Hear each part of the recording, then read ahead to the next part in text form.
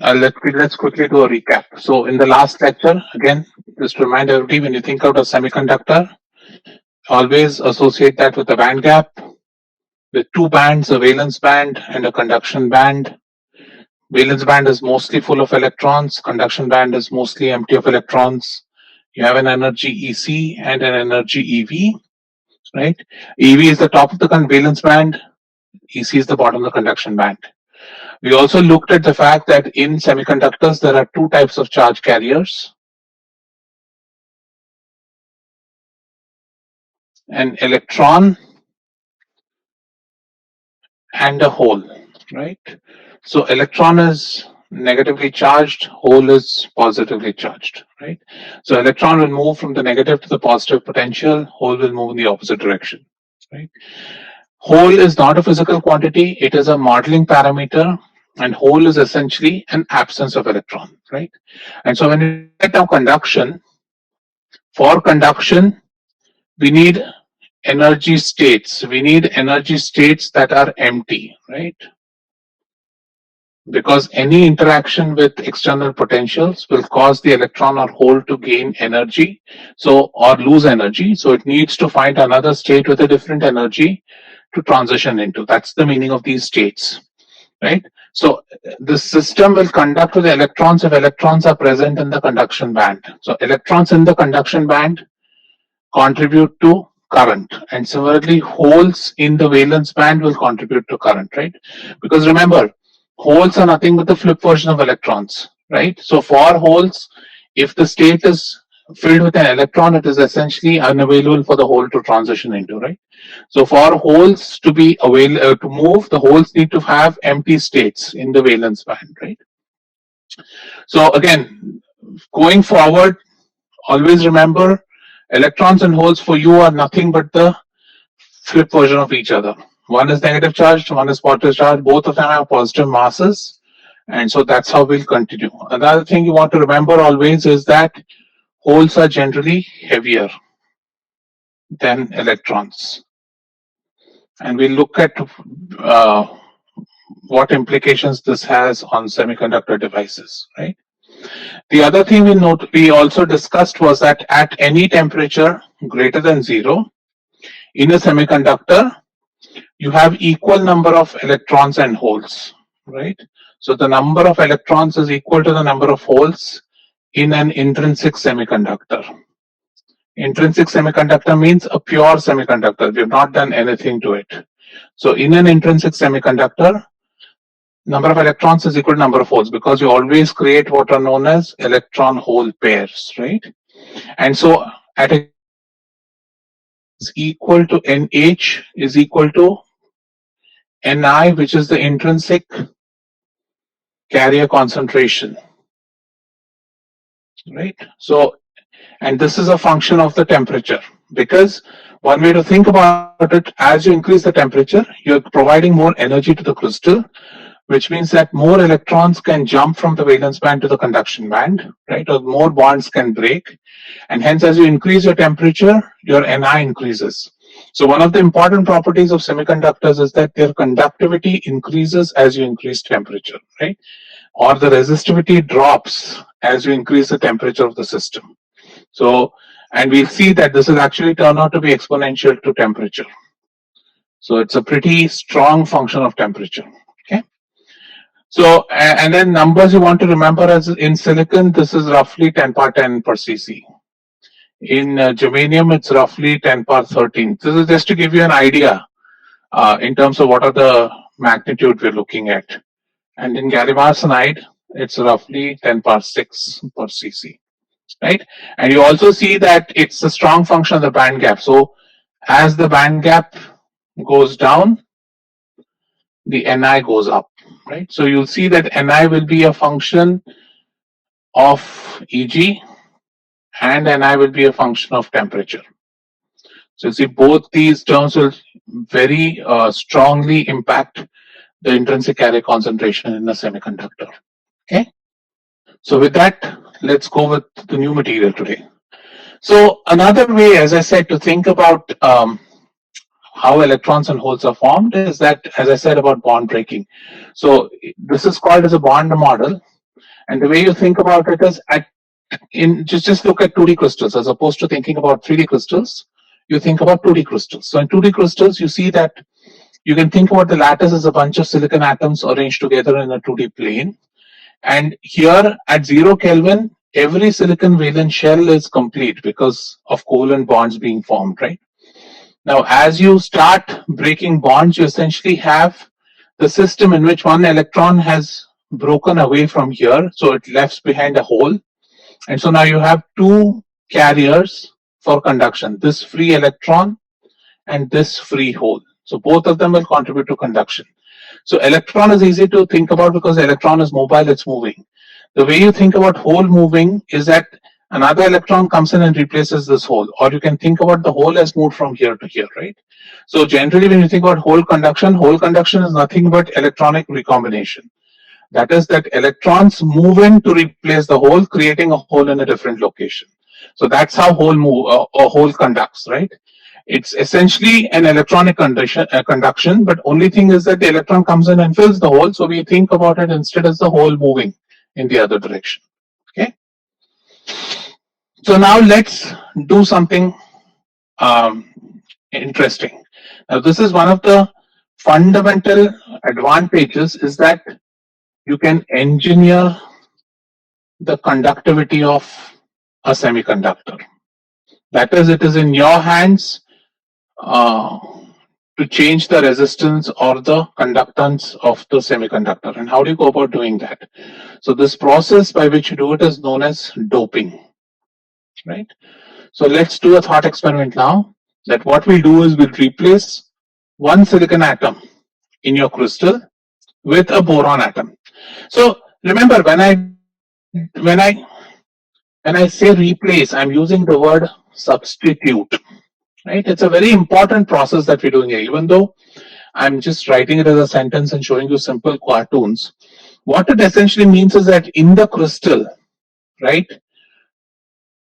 Remember a crystal, we talked about lattice points and all that, right? So whenever we think about electronic models of crystals, we always associate them with lattice points. So one thing you should always remember is whenever you think about crystal and whenever think about conduction, it is the atoms which are present at the lattice points which are important, right?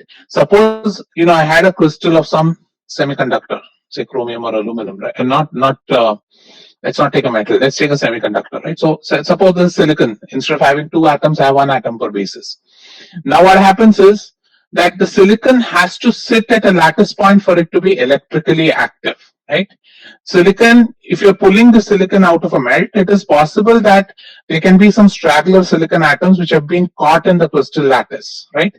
But if those atoms are not present in the lattice point, right, then they are not electrically active. So here, whenever I say substitute something, put something instead of silicon or any of those, what you're essentially doing is you're removing this atom and replacing it with the boron atom. So again, whenever we say substitute, it means substitute in a lattice point, because that is the only way by which these changes are electrically active. So you'll sometimes hear about words such as electrically active concentration. So suppose you put some impurities in silicon, right? Not all of them will go and sit at the lattice site, because as you're mixing two materials, it is possible that some of them can be stragglers, can be sitting in spaces. Remember, crystal, if you looked at the packing densities, the best packing density you got was around 0.7 something for FCC, right? If you think about it, 30% of the crystal is empty, which means that you can have impurities sitting in the crystal which don't really sit at a lattice point, right? So crystal lattice is mostly empty, which means impurities can sit there. And those impurities are not electrically active. For the impurity to be electrically active, it has to sit at a lattice point, okay? So that process is known as substitution. So therefore, instead of using the word replace, I will say substitute, because that substitution essentially means that you're replacing a lattice point silicon atom with this new foreign atom. Okay? Now we all know that boron is a group 3 atom, which means it has one less valence electron when compared to silicon. So what happens is when it sits in this kind of a crystal, it has automatically generated a hole, right? Because of the absence of a valence electron in this silicon lattice, By replacing one silicon atom with one boron atom, I have gotten one hole. So what I'm seeing is that if I put one boron atom instead of silicon, I get one hole in the lattice, right? And this hole is independent. This hole has not been created by the EHP, right? This has not been created because of temperature. This has been created purely because you replaced one silicon atom with a boron atom, right? So do the other side. Suppose I, instead of taking a group 3 atom, suppose I replace it with a group 5 atom, which is phosphorus. So phosphorus has one additional valence electron when compared to silicon. Remember, the 4 valence electrons of silicon are satisfying the 4 covalent bonds around silicon, right? And so in this case, what happens is you have this additional electron which has been introduced into the system, and this electron is not bonded because the phos has already satisfied the 4 bonds, right? So now so again here what you see is one phos atom is giving up one electron, which means that if I put in more number of boron atoms into the crystal, I can create a semiconductor which has a lot of holes, right? Similarly, if I put in a phos instead of silicon, as I keep putting in or stuffing in more and more phos at lattice points, I'm going to end up creating a semiconductor lattice or a semiconductor system that has a lot of electrons, right? And so what you're essentially creating are doped semiconductors. So what we call these is, we call boron and phos, which are the common impurities. So these are also sometimes known as impurities. Impurities simply because they're not silicon. So in silicon, boron and phos are known as dopants. And this process of replacing silicon atoms with these impurities is known as doping, right? So this boron gives one hole to the system. So this is called as an electron acceptor. I'll also give you another model to remember what this means. But if you think about boron, when silicon has been replaced with boron, this boron has this empty or a hole present, right? So it can accept an electron in its valence shell. So a boron is known as an electron acceptor, or simply put, we call them as acceptors. Similarly, a phos, it's the flip version. Phos donates an electron to the lattice. So phos is known as an electron donor. So if you think of silicon, silicon is group 4, right? So a group 3 atom has one less valence electron in its outer shell, so it can accept an electron. And so when boron accepts the electron, boron becomes B minus in the crystal, right? And similarly, when phos donates that electron, what is left behind is a positively charged phos ion, right? So keep this in mind. We'll come back to this again. So what we're doing is we are able to now control the carrier. So instead of having, so in the previous case, in the intrinsic semiconductor, whenever an electron was created, a hole was created. I had no way to choose whether I want to have more electrons in the system or I want to have more holes in the system. An intrinsic semiconductor is always going to have equal number of electrons and holes. Sometimes holes are notated as P also, but let me not introduce that convention. So let me say Ne is equal to NH in an intrinsic semiconductor, right? Now these kinds of semiconductors where I've intentionally substituted silicon atoms with impurities, these are known as extrinsic semiconductors, flip of intrinsic. Now in an extrinsic semiconductor, what I'm essentially telling you is I can play around with the conductivity of the material, right? So if I add more and more boron, I'm going to create a lot more holes available. So if I think about the resistivity of this boron doped silicon, what can you say what happens to resistivity if I keep increasing my boron atoms? So if I keep increasing my boron atoms, what can you tell about the resistivity? Will it go up or down? It will go down, sir. Go down, right? Because you're introducing more and more holes, and holes will be able to carry current. And so what will happen is, as you keep increasing your boron concentration, you're going to be able to reduce the resistivity, right? So what you're seeing now is by playing with the concentration of an atom in the lattice, you can change its conductivity, right? So that is doping, and it's a very powerful technique, and this is the fundamental technique to make devices. And what you intrinsically see is that a boron doped silicon will be mostly hole dominated conduction, and a phos doped silicon will be an electron dominated silicon, right? So you see there are two kinds of carriers now available, and by playing around with what kind of chemical species you put into the crystal, you can either make it a hole dominated system or an electron dominated system, right? So the other way to think about extrinsic semiconductors, and this again it depends on how you want to, whichever works for you, right? So let's what happens is when I introduce, let's first look at something called as a donor. So a donor atom is something like phosphorus, right? So let me, what happens whenever you think of any impurities in a crystal? Remember, in a semiconductor, you essentially had, we've looked over this multiple times now, there is a conduction band, there is a valence band, and there is this band gap which is devoid of any energy, right? This band gap has no states. That is, if an electron in the system cannot find an energy available or cannot find a state available here to go and sit into. Now, what happens is when you put in impurities into crystals, remember, where is EC and EV coming from? EC and EV are coming from basically the electron wave function interacting with the silicon lattice, giving you these bands, right? So now instead of silicon, suppose I replace this with foreign atoms, these foreign atoms start messing up with the band structure, right? And again, how it does is out of beyond the scope. Happens, suppose I add a donor atom like phos, it creates a level within the band gap slightly below the conduction band, right? So I create this level known as ED, which is slightly below the conduction band, right? So let's look at temperature T equal to 0 and one intermediate, some T slightly greater than 0 and T much greater than 0, right?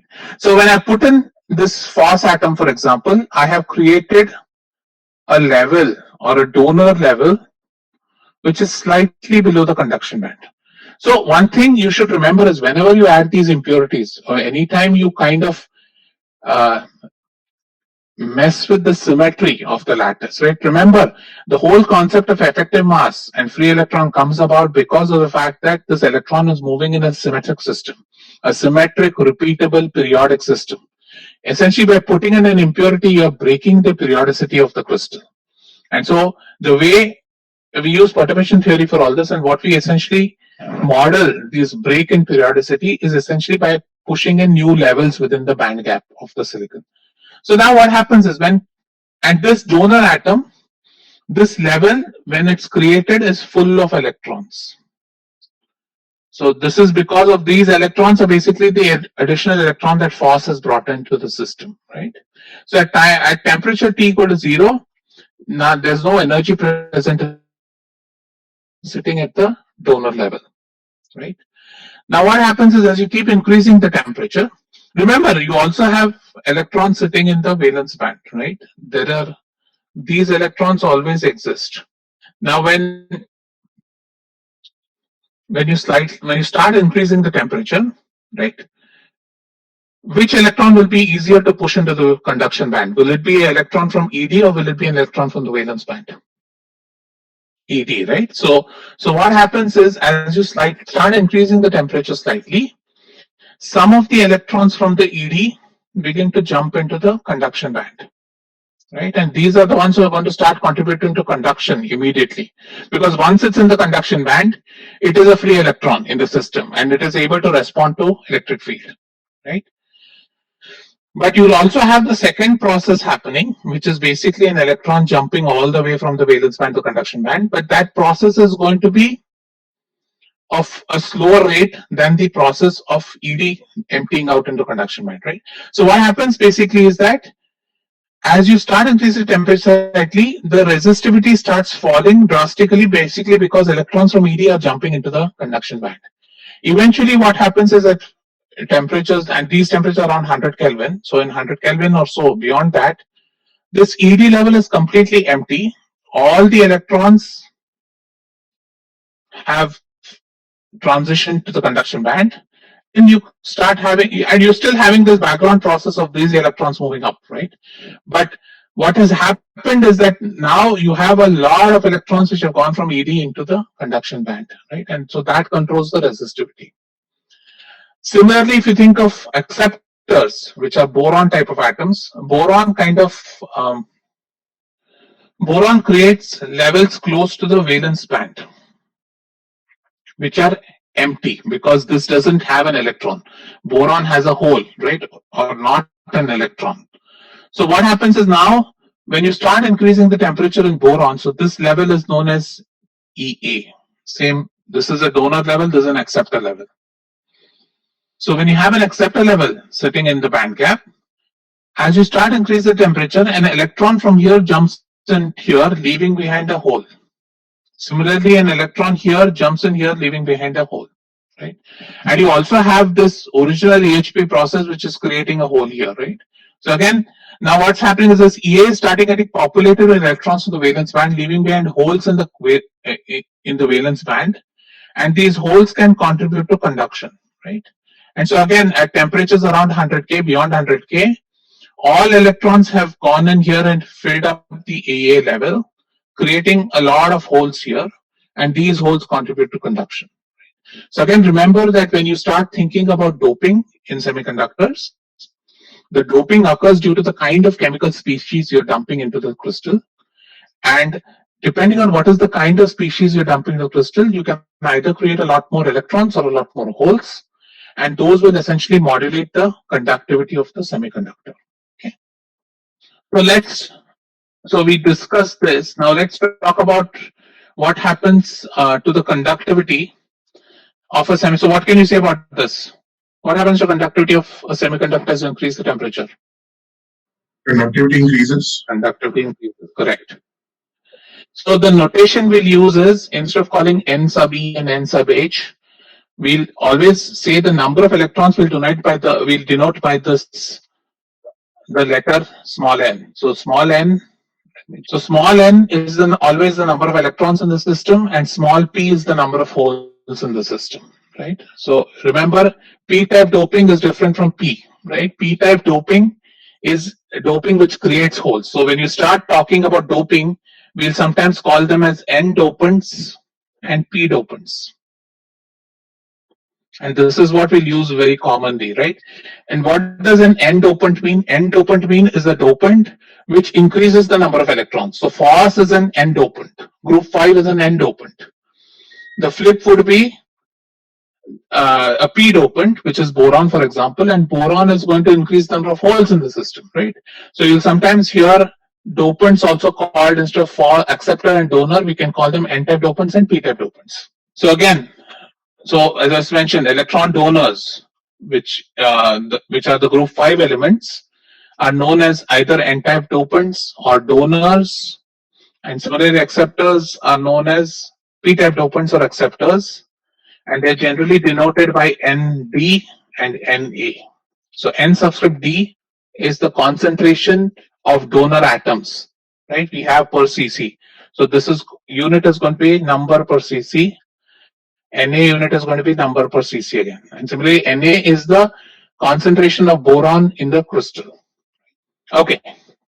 So now that we've understood how these different dopants work or what is electron hole, now we'll start thinking about how do these electrons fill themselves up in energy levels, right?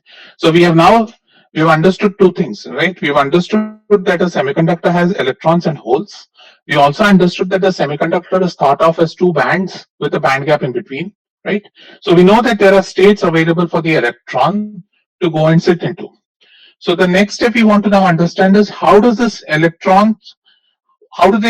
arrange themselves in these number of states, right? At any given temperature, if there's no current flowing, the electron should be able to sit in some expected density or some expected number of states, right? So we try to understand that as to how do the electrons fill up these states. So electrons, again, this is we're going to draw a lot on physics, but for this class you can take them as axioms. So we are not going to prove them here. So electrons are what are known as fermions. That is, we are now looking at how to suppose I have a bunch of electrons and a bunch of states. So the problem I'm trying to raise is I have some number of states, right? So I have some number of states in my system, and I have a bunch of electrons in my system. So I'm trying to understand at a given temperature T, how do these electrons distribute across these states, right? So I want to understand what is the probability of finding an electron at any given state, right? So these electrons follow what are known as Fermi-Dirac statistics, and what that means is that for any energy E,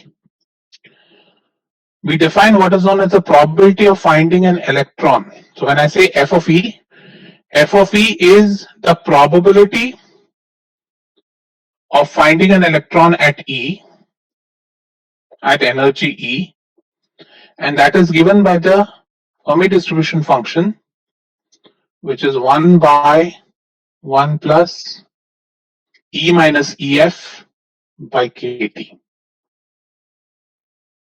Okay, so this K is nothing but the Boltzmann constant.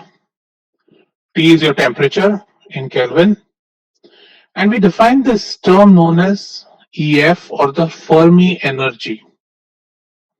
It's known as the Fermi energy or Fermi level, right? It's the Fermi energy of a system. So for any system of electrons which has a bunch of states, the electrons will occupy these states, and they'll occupy these states with a Fermi function, which is a probability function. And that probability function is essentially defined in this fashion as 1 by 1 plus exponent of E minus EF by KT. So what is EF? So EF is the energy at which, what is the value of F of EF? Half, correct. So Fermi level is the energy level in the system where the probability of finding an electron or finding an electron in the state is exactly half. That is, it's equally probable that the state will be either full or empty. So I will say a state is full when an electron is present in the state. I will say the state is empty when the electron is not present in the state, right? So Fermi level is that energy level at which the probability of finding an electron is half, or in other words, it's equally probable that the state can be either full or empty. So that is the Fermi level. Now, why does this become important? Because now if I plot, so let's do one thing, let's plot. So I'm going to plot E along my y-axis, and I'm going to plot my F of E along my x-axis, right? So first of all, let's just think about it. What is the maximum value of F of E? It's a probability function, right? So the maximum value of F of E has to be 1. And the minimum value is 0. So this function is between 0 and 1 in the x-axis, right? And as I keep increasing the energy, I want to see how does the probability look like. So the other important value we want to think about along the y-axis is the Fermi level. So now let's think about how this function looks. So what happens when your energy is below the Fermi level? What can you say about the probability that an electron is present in a state below the Fermi level? That is, if I assume that E minus EF is less than 0. So when E minus EF is less than 0, this term becomes a small term and F of E is very close to 1, right?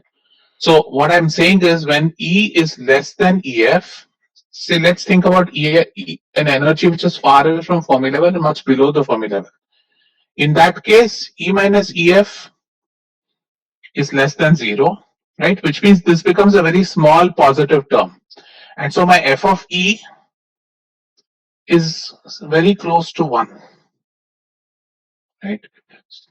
Similarly, so what you should think about is that asymptotically, let me do the other question.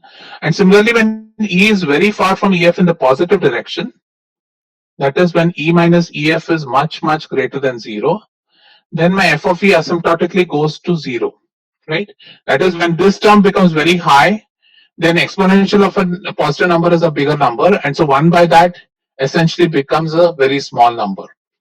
So what you see is that asymptotically this function has to go to 1 when the energy is very far from EF, and has to go to 0 when it's very far from EF in the other direction, right? So if I draw my function,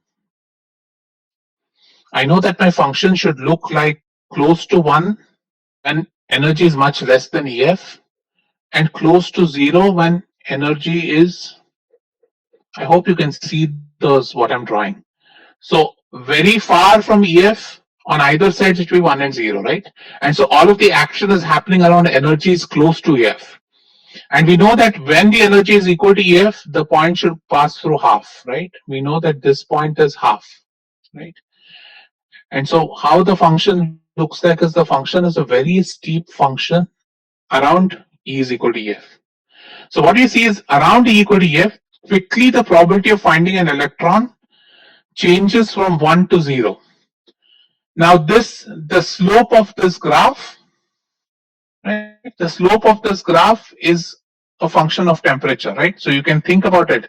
When my temperature is 0, suppose my temperature is 0, then essentially this term is infinity, right? And so what that means is that all levels below Fermi level are full of electrons, all levels above the Fermi level are empty of electrons, right? So at time t, at temperature T equal to 0, at temperature T equal to 0, we can say that all energy levels below EF are filled and all above EF are empty.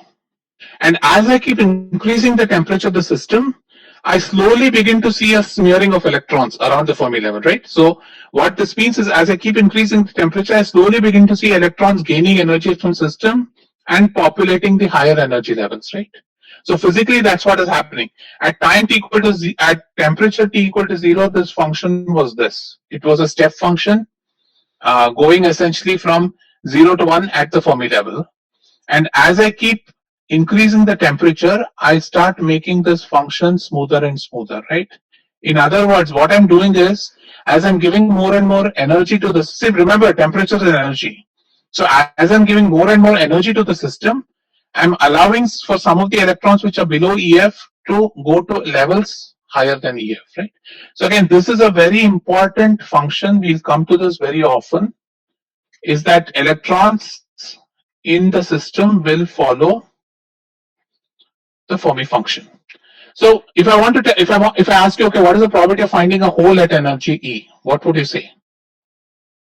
Correct, right? So F of E is the probability of finding an electron at an energy E, right? So remember, hole is not electron. So if I'm saying that I want to find out the probability of a hole, then the probability of finding a hole will essentially be 1 minus F of E.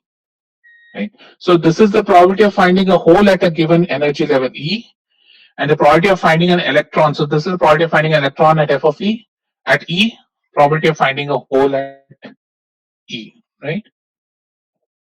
So I'll take a few questions on the Fermi function. It's an important concept. Any concerns, clarifications that you guys need? Okay. If not, we'll move on. So, may? Yeah. So I had a question regarding the dopants needing to sit at the lattice point. Huh. So, sir, why, if they are not sitting at the lattice point, why aren't they electrically active? So if you look at that very simple model that I gave you guys, right? Let's go back to that. So if I look at this very simplistic model, right? Only if silicon is sitting at a lattice point does it have to have its covalent bonds and all set up, right? If silicon is not sitting at lattice point, it is not really part of the covalent bonding network, right? It is just floating around in its crystal. So in which case it is not necessarily bonded to other silicon atoms around it, right? So the silicon is bonded to other atoms only when it's sitting in a crystal. Otherwise, that silicon is not bonded. So in which case that it's not bonded, so it doesn't really contribute to the covalent bond structure within the crystal. So it won't really contribute to conduction, right? Because it is not participating in bonding. So, but shouldn't it be easier to remove an electron from a non-bonded atom? No, because that non-bond atom is essentially moving, right? So you can do whatever you want with it. It's not part of a crystal, right? So it is not bonded with anything. So how do you remove it? It's not easy to remove. So it's easier to break a covalent bond, right? Because the covalent bond, you've already formed the bond, and the two electrons are roughly in like the two electrons are roughly associated with each other, so you can break it. If you're going to pull an electron from silicon, it is going to take you a lot of energy because you have to essentially break the attractive force that the nucleus has with the electron, right? So it's different. Bond breaking is easier than actually pulling and ionizing. So what you're asking is bond breaking easier than ionizing, right? And yes, it is easier than ionizing. Ionizing the silicon atom will be much more expensive energy-wise. All right. Thank you. Sir, Yeah. Yeah, go ahead. sir, regarding the Fermi energy, Ah. is it safe to say that Fermi energy will be different for different materials but constant for a specific material? So we'll talk about it. We generally, when we say Fermi energy, we talk about the Fermi energy for a system. We don't break it into materials. We say the Fermi energy for a system is here because we are going to think about electrons as they interact between different regions along a semiconductor. So we'll say that for a system, this is the Fermi energy if it's at equilibrium, and then we'll see how the rest of how the subparts of the system look like. So it'll become more clear as we keep doing some real examples. Yes, sir. So for a system, we'll be treating EF as a constant, right? Like, Yes, at equilibrium, EF is a constant in a system. okay.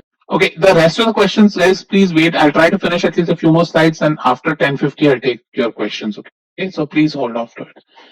Okay, so the other concept, and again, this I'm not going to, again, lot of uh, the physics I'm telling you today is beyond the scope.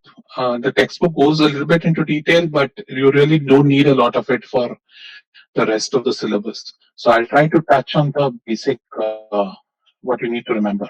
So anyway, if you think about the bands, right? So very simplistically, so far we have drawn the band gap essentially like this. We said, oh, there are a bunch of states here, and oh, there are a bunch of states here, right?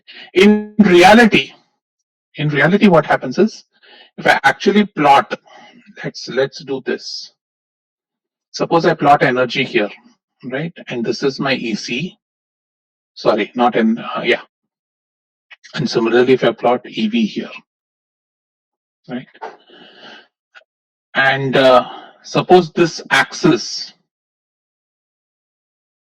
is the number of states. What you see is that the number of states shows a function like this, right? That is, as I move away from the bottom of the conduction band, I start seeing more and more states in the system, right? And that, okay. And similarly, on the valence band, as I move away from the top of the valence band, I begin to see more and more states. Okay, so this is how typically a three-dimensional semiconductor looks like. That is, if I move from the conduction band away from the conduction band, I see more and more states in the system, right? Similarly, as I move away from the valence band down into the valence band, I see more and more states in the system. So roughly what you want to remember is we talk about what is known as a density of states. So density of states is nothing but number of states at a given energy E. So it is sometimes denoted by Gc of E if it's in the conduction band, or Gv of E if it's in the valence band. And what you want to remember is that both Gc of E and Gv of E, right, increase as a function of energy. So as I keep moving up, I start seeing more and more states, right? Now let's think about what's happening. Let's assume that I have a system like this, right? So let's start with, this is my ECEV. Let's assume that I have a Fermi level in the system sitting somewhere here. Let me just assume that, right? Now if I think about the states, I have Gc of E which looks like that, and I have Gv of E which looks like that. So let me ask you a simple question. Now suppose, right? So let's call this the Fermi level. So now let's consider ourselves with electrons for now. So if I want to find how many electrons are there in the system, if I know the Fermi level, then I know the Fermi distribution function or the Fermi probability, right? So I can plot the Fermi probability this way, that it looks something like this. This is my Fermi function. Along EF, at EF it should be half, right? And along EF the Fermi function looks this way. So what you see is that as now suppose this is your EC, right? In EC you see that the number of states is increasing as you move away from EC, but you also see that the probability of finding an electron, obviously because they are moving farther and farther away from Fermi level, is dropping. Right? So if I want to find the total number of electrons, how do I do it? I integrate. So number of electrons at energy E is given by what? Is given by the total number of states at that energy times the probability of finding an electron at that state, right? Very simple prop stat. The total number of electrons at any given energy E is given by the density of states, that is how many states are available at that energy E, times the probability of finding an electron at that energy. So if I want to find the total number of electrons in the conduction band, all I do is I integrate this from EC all the way to infinity. Right? So again, in our simplistic model, we assume that the band, there are just two bands in the system, and both those bands are semi-infinite. That is, the conduction band goes from EC all the way to positive infinity. Valence band goes from EV all the way to negative infinity, right? And so if I want to find the total number of electrons in the system, I find the number of electrons at a given energy E and then count it across the entire conduction band, right? So I'll start integrating it from EC all the way to infinity, and what I get is the total number of electrons in the conduction band. And so if I do this, I'll see that my GCE function looks something like this, right? That closer here, like at E is equal to EC, there are no electrons. So it's very funny. Even though we talk about the valence band and the conduction band top and bottom, at EC there are no states, right? So the number of electrons at EC are essentially zero. As you keep moving away from EC, you see that the number of states is primarily determining how many electrons are there. Very shortly, the Fermi function kicks in, right? And so eventually you get a convergent profile, right? Because the number of electrons has to be countable, it has to be finite, which means this function the area under this curve cannot be infinite. The area under this curve has to be finite because the number of electrons can't be infinite, right? And so you see that this GCE function, this GC times F function has a finite area under the curve, and that area under the curve is nothing but the total number of electrons, right? And similarly, if I want to find the total number of holes, how do I do? So the total number of holes are given by, so at any given energy, the number of states is GV of E. The probability of finding a hole at that energy is given by 1 minus F of E. Now, once I know this is the number of holes at a given energy E. Now, so therefore, if I want to find the total number of holes in the valence band, I have to integrate this from minus infinity all the way to EV. Right? So when I do the integral from minus infinity to all the way to EV, this tells me the total number of holes I have in the system. So you see that this is how you will count the number of electrons or the number of holes in the system. Okay. So I'll stop here, right? Because it's already 10:50. Next class we'll actually see how does this look like in an intrinsic semiconductor. Okay. So I'm stopping the class. People who have questions can stay back. The others can leave. I'll stop the recording.